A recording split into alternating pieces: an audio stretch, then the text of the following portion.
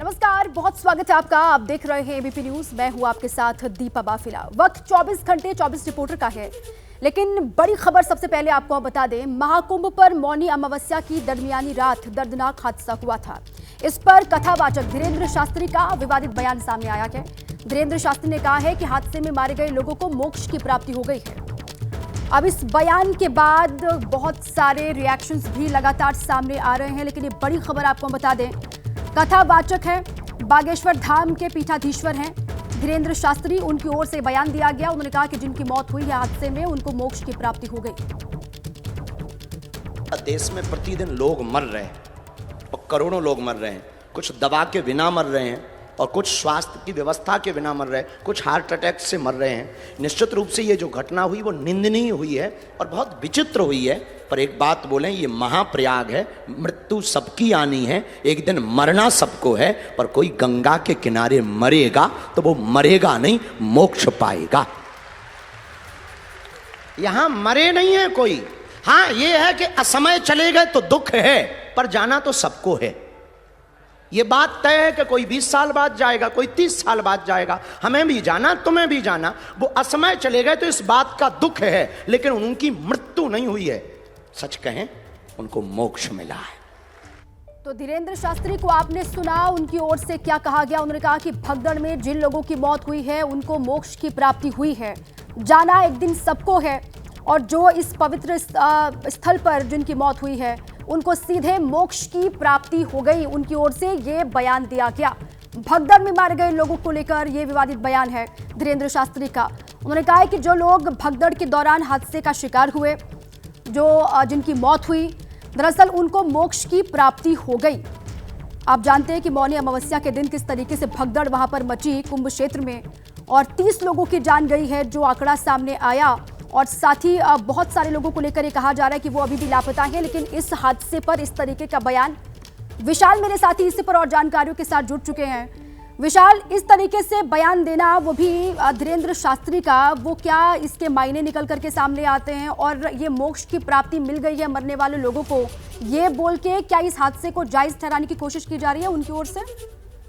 देखिए, धीरेन्द्र शास्त्री ने जो बयान दिया है इस पर बहुत साधु संत असहमति भी व्यक्त कर रहे हैं, कई साधु संत विरोध भी जता रहे हैं। और क्योंकि धीरेन्द्र शास्त्री ने कहीं ना कहीं जो बयान दिया उसके पीछे जिन लोगों की मृत्यु हुई इस भगदड़ के कारण, उनके परिवारजनों पर को भी ये बयान बिल्कुल ठीक नहीं लगेगा। और ऐसी स्थिति में जब बहुत सारे लोग अभी भी अपनों की तलाश में हैं, अपनों को ढूंढ रहे हैं, तो ऐसी स्थिति में धीरेन्द्र शास्त्री की तरफ से ऐसा बयान देना ये कहीं ना कहीं उन्हें विवादों में खड़ा करता है। और ये उन लोगों पर भी टिप्पणी है जो भक्त बहुत श्रद्धा के साथ महाकुंभ में आस्था की डुबकी लगाने के लिए पहुंचे थे। धीरेन्द्र शास्त्री ऐसा बयान देकर इससे क्या सिर्फ सुर्खियों में रहना चाहते हैं? ऐसे बहुत सारे सवाल यहाँ पर खड़े हो रहे हैं, क्योंकि अभी भी बड़ी जो लोग घायल हैं उनका इलाज चल रहा है। बहुत सारे ऐसे लोग प्रयागराज में घूम रहे हैं जिनके परिवारजन नहीं मिल पा रहे हैं। बहुत सारे वीडियोस सामने आ रहे हैं जिसमें लोग अपनों की तलाश में दिख रहे हैं। और ऐसी स्थिति में इस तरह का बयान देना ये कहीं ना कहीं विवादित भी है। और इसके साथ ही ऐसे मौके पर अगर टाइमिंग को देखें, टाइमिंग बहुत खराब है। यहाँ पर जो बयान दिया गया धीरेन्द्र शास्त्री की तरफ से, तो कई साधु संत, स्वामी अभिमुक्तेश्वरानंद भी इस पर सवाल उठा चुके हैं। कई साधु संत इस बयान पर कटाक्ष करते हुए दिखाई दे रहे हैं धीरेन्द्र शास्त्री के। बिल्कुल, अब इस पूरे ही मामले को लेकर विवाद और बढ़ेगा। जो बातें उनकी ओर से कही गई हैं, क्या कहा है धीरेन्द्र शास्त्री ने, एक बार जरा फिर से दर्शकों को वो सुनवाते। देश में प्रतिदिन लोग मर रहे हैं और करोड़ों लोग मर रहे हैं। कुछ दवा के बिना मर रहे हैं और कुछ स्वास्थ्य की व्यवस्था के बिना मर रहे हैं, कुछ हार्ट अटैक से मर रहे हैं। निश्चित रूप से ये जो घटना हुई वो निंदनीय हुई है और बहुत विचित्र हुई है। पर एक बात बोलें, ये महाप्रयाग है, मृत्यु सबकी आनी है, एक दिन मरना सबको है। पर कोई गंगा के किनारे मरेगा तो वो मरेगा नहीं, मोक्ष पाएगा। यहां मरे नहीं है कोई। हाँ, ये है कि असमय चले गए तो दुख है, पर जाना तो सबको है। ये बात तय है कि कोई 20 साल बाद जाएगा, कोई 30 साल बाद जाएगा। हमें भी जाना, तुम्हें भी जाना। वो असमय चले गए तो इस बात का दुख है, लेकिन उनकी मृत्यु नहीं हुई है। सच कहें, उनको मोक्ष मिला है। तो उनकी ओर से ये कहा गया कि मौत तो सबको आनी है, मरना तो सबको है, लेकिन जो गंगा के किनारे मरेगा उसको मोक्ष की प्राप्ति होगी। ये बात उनकी ओर से कही गई। अब देखिए, एबीपी न्यूज के सवाल हैं, क्या मोक्ष के नाम पर मौत को सही ठहरा रहे हैं धीरेन्द्र शास्त्री? और क्या धीरेन्द्र शास्त्री ने कुंभ हादसे का बचाव किया है? जिस तरीके से वो बातें कह रहे हैं, और इस तरह के हादसे का बचाव करना क्या सही है जिस तरीके से भगदड़ वहां पर मची? और क्या धीरेन्द्र शास्त्री ने बयान देकर मौत का मजाक वहां पर नहीं बनाया? और हमारे साथ इसी पर बातचीत के लिए दो खास मेहमान जुड़ चुके हैं। स्वामी विक्रमादित्य हमारे साथ हैं, धर्मगुरु हैं, और साथ ही कपिल कक्कड़ जी हमारे साथ हैं, वो तर्कशास्त्री हैं। सबसे पहले विक्रमादित्य जी, आपसे मैं रिएक्शन चाहती हूँ। जिस तरीके से जिन बातों का जिक्र किया है धीरेन्द्र शास्त्री, उन्होंने कहा कि मरना तो सभी को है, मौत सबको आनी है, अब गंगा किनारे मरेंगे तो मोक्ष की प्राप्ति होगी। ये किस तरीके की बात है सर?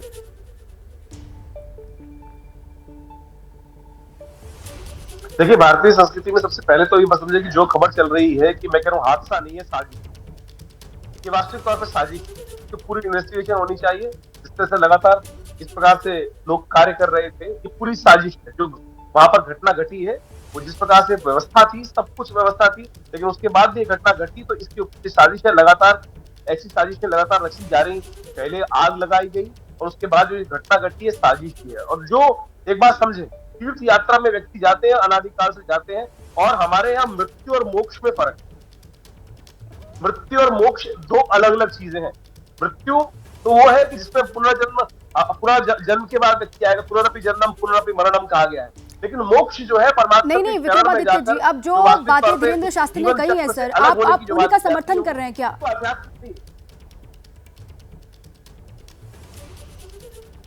मैं उसको समझाने का प्रयास कर रहा हूँ। वहां क्या कहा गया है?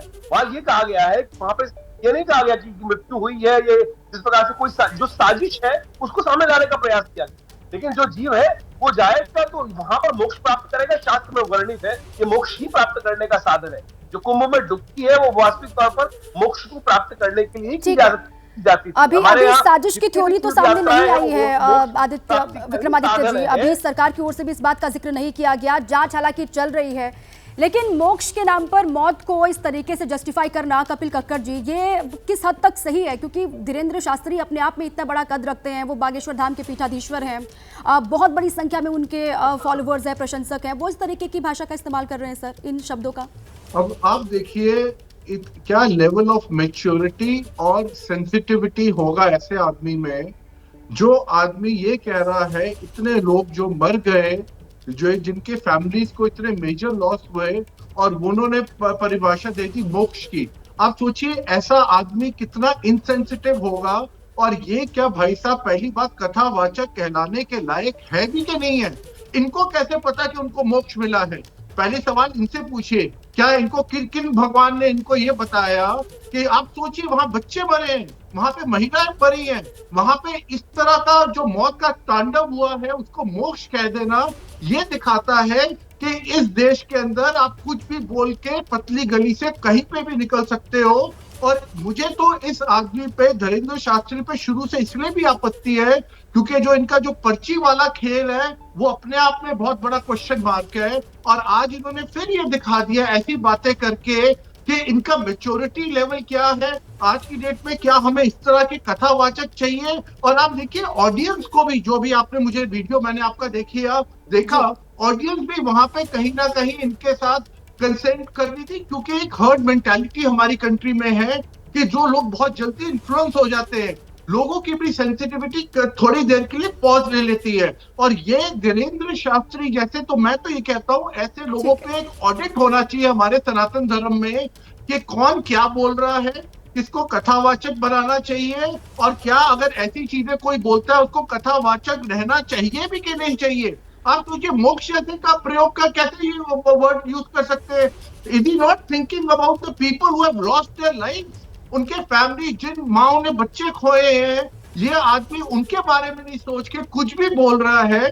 This is absolutely shocking. बिल्कुल ठीक है। जिन्होंने अपने अपनों को खोया है उन पर क्या बीत रही होगी, और इस बीच में इस तरीके का बयान देना धीरेन्द्र शास्त्री की ओर से। आप दोनों ही रहे मेरे साथ। देखिए, महाकुंभ में जो भगदड़ मची मौनी अमावस्या की दरमियानी रात को, उसके तमाम वीडियोस सोशल मीडिया पर भी चल रहे हैं, तमाम फुटेज हैं जो सोशल मीडिया पर लगातार सर्कुलेट भी हो रहे हैं। और इस पूरे ही मामले को लेकर जांच की प्रक्रिया भी चल रही है। कैसे भगदड़ वहां पर मची, क्या हालात बने थे, क्या हुआ था, इसको लेकर जांच चल रही है। लेकिन दूसरी ओर इस तरीके से बयान देना धीरेन्द्र शास्त्री की ओर से, एक बार फिर से आपको सुनवाते हैं।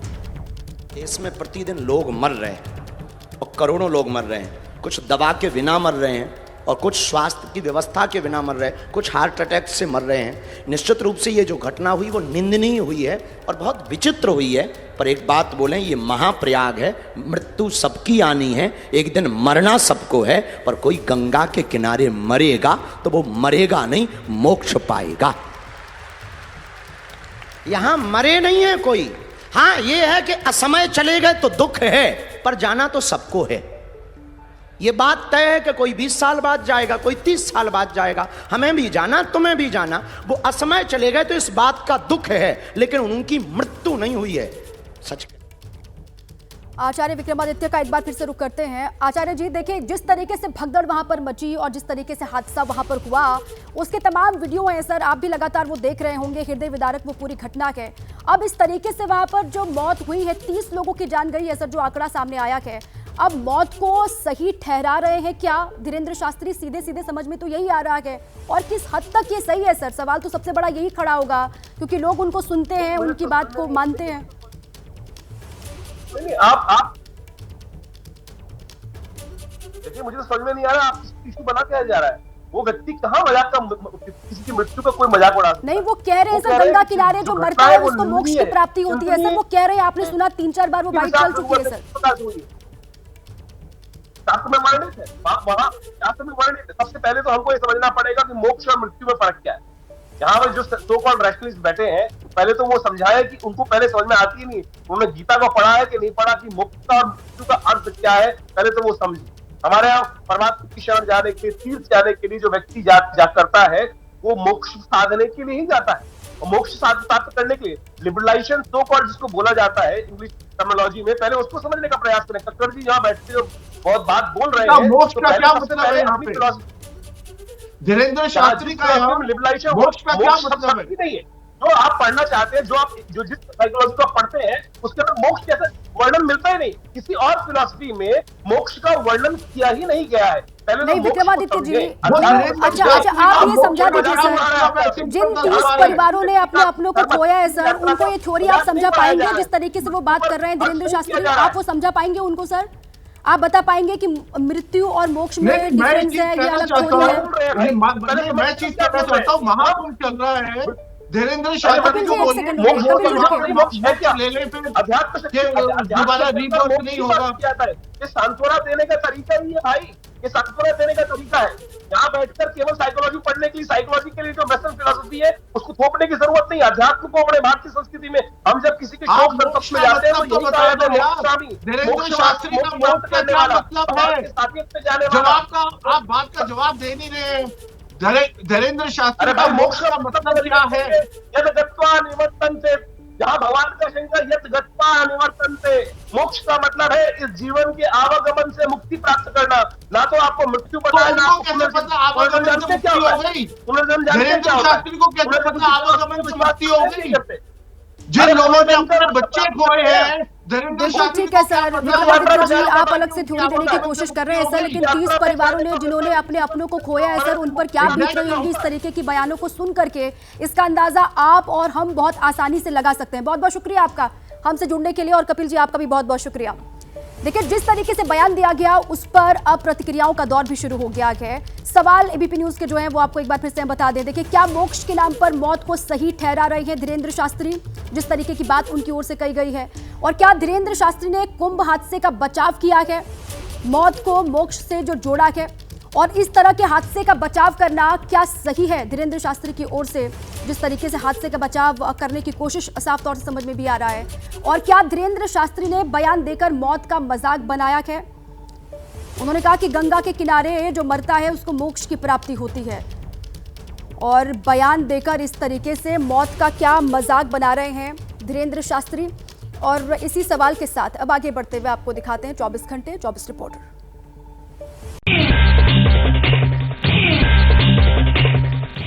मौनी अमावस्या पर महाकुंभ में 3 जगहों पर भगदड़ का दावा। प्रशासन ने सिर्फ एक भगदड़ की पुष्टि की। पहली भगदड़ संगम नोस पर हुई, जिसकी बात प्रशासन ने स्वीकारी है और 30 श्रद्धालुओं की मौत की पुष्टि की है। दूसरी भगदड़ सेक्टर 21 में हुई, यहाँ 17 लोगों की मौत का दावा किया जा रहा है। महावीर मार्ग पर हुई भगदड़ के बाद की तस्वीरें भी आईं, जहां सामान बिखरा हुआ था। ट्रैक्टर से बिखरे हुए सामान को हटाया गया। इस भगदड़ में कुछ विदेशी भी फंस गए थे, जिन्होंने जान बचने के लिए ईश्वर का शुक्रिया अदा किया है। दावा है कि तीसरी भगदड़ फौफामऊ इलाके में हुई। यहाँ भी कई श्रद्धालुओं की मौत की बात कही जा रही है। यहाँ भगदड़ के चलते पांटून पुल पर लगी लकड़ियां टूट गई थीं और श्रद्धालु एक दूसरे के ऊपर गिरने लगे थे। विपक्ष का आरोप है कि सरकार हादसों की जानकारी को दबा रही है और महाकुंभ में हुई मौतों के असली आंकड़े को छिपा रही है। Social media influencer Tanya Mittal ने दी दूसरी जगह हुई भगदड़ की गवाही। कहा फोन करने के बाद भी नहीं पहुंचे अधिकारी। वीडियो में दिख रहा है जमीन पर कई लोग बेसुध पड़े हैं, बच्चे रो रहे हैं, बुजुर्ग चिल्ला रहे हैं, विदेशी भी फंसे हुए हैं और बीमार लोग दफ्ती से चेहरे के पसीने को सुखा रहे हैं। इस जगह से एक महिला पुलिसकर्मी ने वीडियो बनाया और हालात को आउट ऑफ कंट्रोल बताया। कुछ चीजें हम आपको वीडियो पे नहीं बता सकते, आप जल्दी से जल्दी हाथ जोड़ के विनम्र निवेदन आप फोर्स भेजिए सर, कंडीशन बहुत बिगड़ती जा रही है। तान्या मित्तल का दावा है इस भगदड़ में कई लोगों की जान चली गई। इतने लोग मर रहे थे, मतलब संदीप तो लाशें उठा रहा था बीच में। दूसरी जगह हुई भगदड़ के कई गवाह हैं, कई सबूत हैं, लेकिन प्रशासन फिर भी इसे स्वीकार नहीं कर रहा है। भगदड़ में हुई मौतों के आंकड़े पर विपक्ष ने उठाए सवाल। अखिलेश यादव ने कहा नाकामी छिपाने की कोशिश हो रही है। सामना में लिखा गया कि प्रशासन की तरफ से बताया जा रहा है 30 मौतों का आंकड़ा सरासर गलत है और मृतकों की संख्या 100 से ज्यादा है। वीवीआईपी सुविधाओं पर सवाल उठाते हुए मांग की गई है कि व्यवस्था देख रहे लोगों पर गैर इरादतन हत्या का केस चलना चाहिए। साफ सामने उसका जो भी है प्रसारण किया जाता वो नहीं हुआ, पूरे न्यूज को ही दबाते गए। इधर मौत के आंकड़ों को लेकर संत समाज से भी आवाज उठ रही है। ये संख्या 30 नहीं, हजारों की संख्या में, अधिक संख्या में है। ये बहुत सारे लोग भी बोल रहे हैं, जनता जनार्दन भी बोल रही है। सोचिए, मुख्यमंत्री को अगर साधु संत कहने लगे झूठे, और इससे ज्यादा नैतिक हार क्या हो सकती है। अखिलेश यादव ने मांग की है कि सरकार मृतकों की सूची जारी करे और उनके शवों को सम्मान के साथ उनके घर पहुंचाया जाए। महाकुंभ में भगदड़ के बाद अभी तक अपनों की तलाश में है लोग। खोया पाया केंद्र पर भी लगी है भीड़। कोई बुजुर्ग महिला ऐसी है जो अपने बेटे से बिछड़ गई है, तो कोई ऐसा भी है कि अपने बुजुर्ग पिता की तलाश में दर दर भटक रहा है। ऐसे तमाम लोग हैं जो भगदड़ के बाद से ही गायब हैं। उनके पास मोबाइल भी नहीं है, नंबर है लेकिन याद नहीं है उन्हें। 2 आदमी नहीं मिले, जिसमें से एक मेरे मौसा है, एक और आदमी। हादसे में कई लोगों की जान चली गई, कई लोग लापता हो गए और मंत्री कह रहे हैं कि घटना को बढ़ने से रोक दिया गया है। तत्काल उन्होंने इस पर संज्ञान लिया और खुद लगे रहे और घटना बढ़ने से रोका गया, नहीं तो और बड़ी घटना हो सकती थी। इससे पहले भी संजय निषाद ने इसे छोटी घटना बताया था और फिर बवाल बढ़ने के बाद सफाई दी थी। महाकुंभ में हुई आगजनी पे चौंकाने वाला खुलासा, अवैध तरीके से लगाए गए थे टेंट। 30 जनवरी की दोपहर 2 बजे हाई क्लास टेंट सिटी में आग लगी थी और 15 शिविर जलकर राख हो गए थे। सेक्टर 22 के आउटर एरिया में टेंट सिटी वीआईपी श्रद्धालुओं के लिए बनाई गई है। यहाँ वीआईपी कैटेगरी के करीब 100 कैंप लगाए गए हैं। यहाँ वीआईपी रेस्टोरेंट भी है, गीजर समेत कई हाई क्लास की सुविधाएं भी हैं। प्राइवेट कंपनी की तरफ से जूस्टा शिविर के नाम से बनाई गई टेंट सिटी के एंट्री गेट पर जूना अखाड़े के 2 महामंडलेश्वर की भी तस्वीर लगाई गई है, ताकि ये लगे कि ये टेंट सिटी इन दोनों की तरफ से बसाई गई है। अब सवाल ये है कि क्या संतों का नाम और तस्वीर लगाकर गड़बड़ झाला किया जा रहा है, क्योंकि सच्चाई तो यही है कि टेंट सिटी की कहीं से अनुमति नहीं ली गई थी। महाकुंभ में बन रहे भंडारे पर इंस्पेक्टर ने डाली मिट्टी, डीसीपी ने आरोपी इंस्पेक्टर को किया सस्पेंड। सोशल मीडिया पर वायरल वीडियो में देखा जा सकता है कि सड़क के किनारे बड़े बड़े बर्तनों में खाना बनाया जा रहा है। इसी दौरान परमिशन न होने से नाराज इंस्पेक्टर सारे खाने में मिट्टी डाल देता है। ये खाना मेला क्षेत्र में आए लोगों को बांटने के लिए बनाया जा रहा था, लेकिन इंस्पेक्टर ने इसमें राख डालकर पूरा खाना खराब कर दिया। समाजवादी पार्टी के अध्यक्ष अखिलेश यादव ने इस वीडियो को लेकर पुलिस के रवैये पर सवाल उठाए थे। प्रयागराज महाकुंभ में आए श्रद्धालुओं के लिए मुस्लिमों ने खोले इबादतगाह, दिखी गंगा जमुनी तहजीब। मस्जिदों और दरगाहों से लेकर तमाम मदरसों में श्रद्धालुओं को ठहराया जा रहा है। न केवल खाने पीने की व्यवस्था की जा रही है, बल्कि बिस्तर के भी इंतजाम किए गए हैं। इतना ही नहीं, प्रयागराज में मुस्लिम समुदाय के लोगों ने कई जगहों पर महाकुंभ में आए श्रद्धालुओं पर पुष्प वर्षा कर उनका स्वागत और अभिनंदन किया। कई जगहों पर लंगर और भंडारे का आयोजन भी किया जा रहा है। प्रयागराज महाकुंभ में इबादत गाहों में श्रद्धालुओं को ठहराकर उनका स्वागत और सत्कार करना न सिर्फ लोगों में चर्चा का विषय बना हुआ है, बल्कि लोगों का दिल भी जीत रहा है। बाबा विश्वनाथ के दर्शन के लिए काशी में उमड़ी रिकॉर्ड तोड़ भीड़। लोगों ने कहा ऐसा नजारा तो शिवरात्रि में भी नहीं देखा। रेलवे स्टेशन हो या सड़क, जगह जगह लोगों का भारी जत्था नजर आ रहा है। आज काशी विश्वनाथ मंदिर के बाहर 2 से 3 किलोमीटर लंबी लाइन नजर आई। कोई 5 घंटे लाइन में लगा रहा तो कोई 7 घंटे। इस बीच वाराणसी में नाव हादसा भी हो गया। 2 नावों के टकराने के बाद करीब 60 लोग नदी में गिर गए। हालांकि सभी को बाहर निकाल लिया गया। इस बीच भीड़ को देखते हुए वाराणसी की घाट पर होने वाली गंगा आरती को 5 फरवरी तक आम लोगों के लिए बंद कर दिया गया है।